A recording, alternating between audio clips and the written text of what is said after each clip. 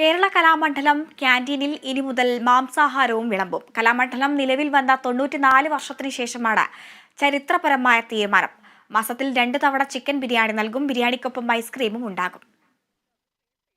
വിദ്യാർത്ഥികൾ മാംസാഹാരം കഴിക്കാൻ അനുവദിക്കണമെന്നാവശ്യപ്പെട്ട് യൂണിയന്റെ നേതൃത്വത്തിൽ കലാമണ്ഡലം ഭരണസമിതിക്ക് കത്ത് നൽകിയിരുന്നു.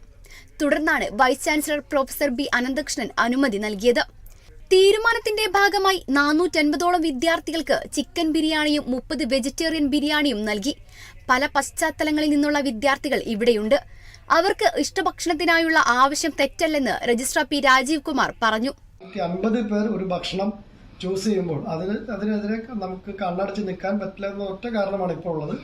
മറ്റ് ശാസ്ത്രീയ കാര്യങ്ങളൊക്കെ പിന്നീട് നമുക്ക് പരിഗണിക്കാം അല്ലെങ്കിൽ ആലോചിക്കും. പലപ്പോഴും ഉയർന്നു വന്ന ഒരു പ്രശ്നം, കുട്ടികൾക്ക് ഭക്ഷണം അവർക്ക് ഇഷ്ടപ്പെട്ട ഭക്ഷണം കിട്ടുന്നില്ല.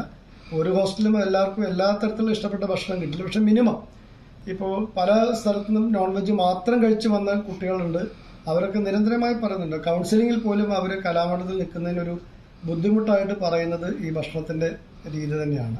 മെസ്സിൽ സൗകര്യമില്ലാത്തതിനാൽ വിയ്യൂർ ജയിലിൽ ഫ്രീഡം പദ്ധതിയുടെ ഭാഗമായി തയ്യാറാക്കുന്ന ബിരിയാണിയാണ് വിതരണം ചെയ്തത്. കഴിഞ്ഞ ദിവസം വൈസ് ചാൻസലറും രജിസ്ട്രാറും അധ്യാപകരും ചേർന്നാണ് ഭക്ഷണം കഴിച്ചത്. വിദ്യാർത്ഥികൾക്ക് നിലവിൽ പ്രഭാത ഭക്ഷണത്തിന് നെയ്യ്, ചെറുപയർ എന്നിവയോടെ കഞ്ഞിയാണ് നൽകുന്നത്. ഉച്ചഭക്ഷണത്തിനും അത്താഴത്തിനും സാധാരണ ഭക്ഷണം നൽകും. ചില ദിവസങ്ങളിൽ മുട്ടയും നൽകുന്നുണ്ട്. Kerala vision news, Thrissur. ഇപ്പോൾ കിട്ടിയ